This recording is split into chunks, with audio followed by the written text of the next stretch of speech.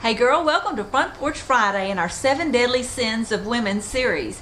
This week we're going to talk about deadly sin number 4, okay? And all of these 7 deadly sins have this one thing in common. They prevent us from glorifying God, which is our great call from God in our lives. 1 Corinthians 6:19 and 20 says that you and I are called to glorify God. But these 7 deadly sins get in the way, and really what really gets in the way is self, isn't it? It's self. These are 7 deadly sins of self.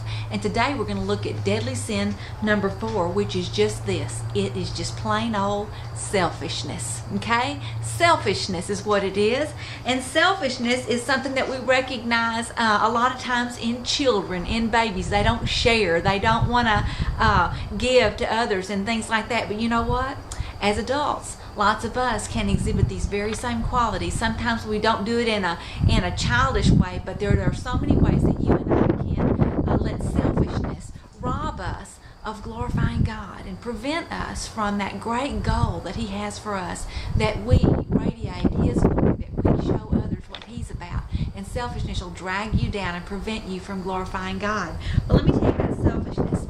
Selfishness says this. Selfishness says, I want, okay?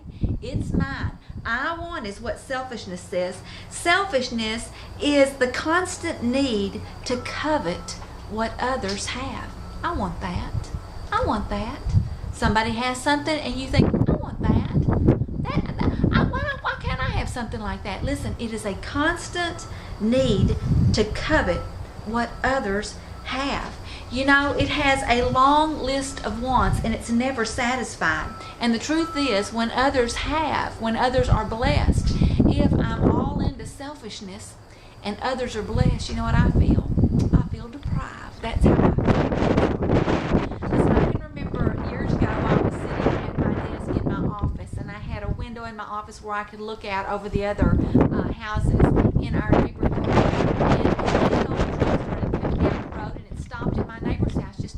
Down, and it was a big old 18-wheeler kind of a truck that had flooring in it, okay, carpet. It was some kind of carpet company.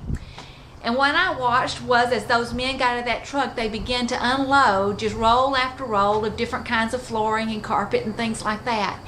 And I realized, well, my neighbor was fixing to get a whole house full of new carpeting, of new flooring. And you know what I did? I'm just going to be honest. What I did was I thought, I need new carpet. I need new floors. Listen, I did need them, okay? But listen, my selfishness was getting so in the way that I couldn't even rejoice that my neighbor was going to be able to get them. She needed them just as bad as I did. She had a ton of kids in her house, listen, that she was raising, and I'm sure she needed carpet. I'm sure she needed new flooring, but I couldn't even be happy for her because all I could think about was me. Girls, you know what that is? It's selfishness, okay? When somebody's blessed, then I feel deprived. I focus it on me. When somebody gets a new car, then I look at mine and I say, you know, I need a new car. We can't even rejoice with them, girls.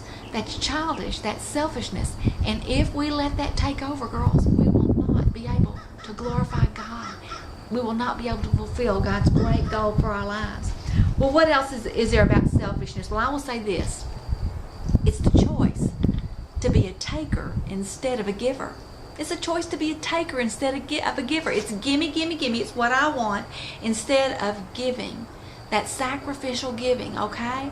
Because we don't want to give too much because we're selfish. We want to keep it for ourselves. We don't even want to give to the Lord what is due to Him, okay? Because He owns it all. He's given it to us. We're to be stewards.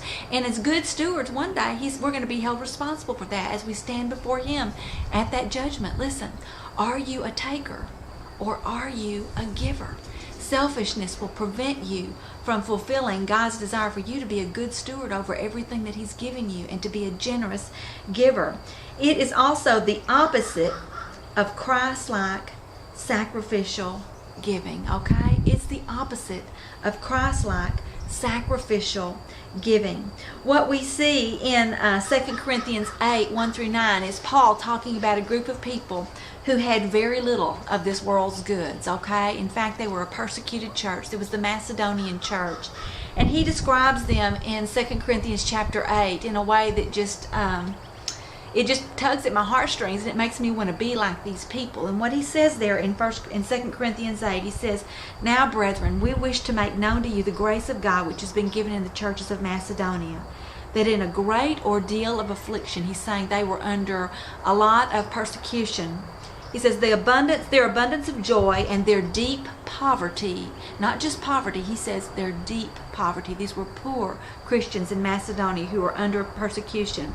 Their deep poverty overflowed in the wealth of their liberality. And he's talking about the liberality of their giving, okay, of their giving to others. "For I testify that according to their ability and beyond their ability, they gave of their own accord, begging us with much entreaty for the favor of participation in the support of the saints.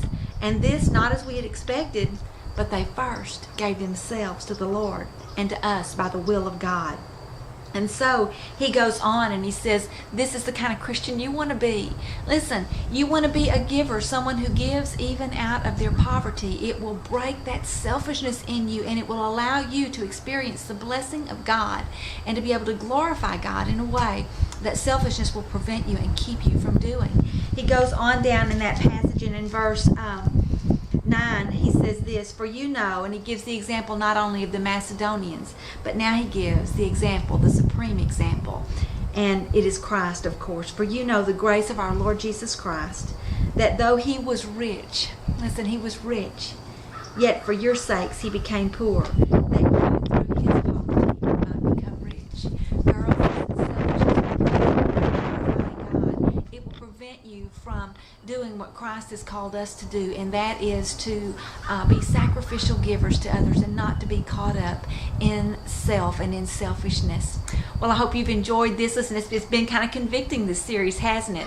And some of you have been real honest and have left wonderful testimonies on the blog, and I'm so grateful for that. And so if the Lord's spoken to you today, I'd love to hear from you. I love the back and forth ability through the blog for us to kind of dialogue and encourage one another in our walk with the Lord. Well, I'll be here again right here on the porch next Friday with Deadly Sin number 5 as we continue this series, The 7 Deadly Sins of Women. Thanks so much for sitting here with me. I love you, and I'll see you right here next week. Bye, girl.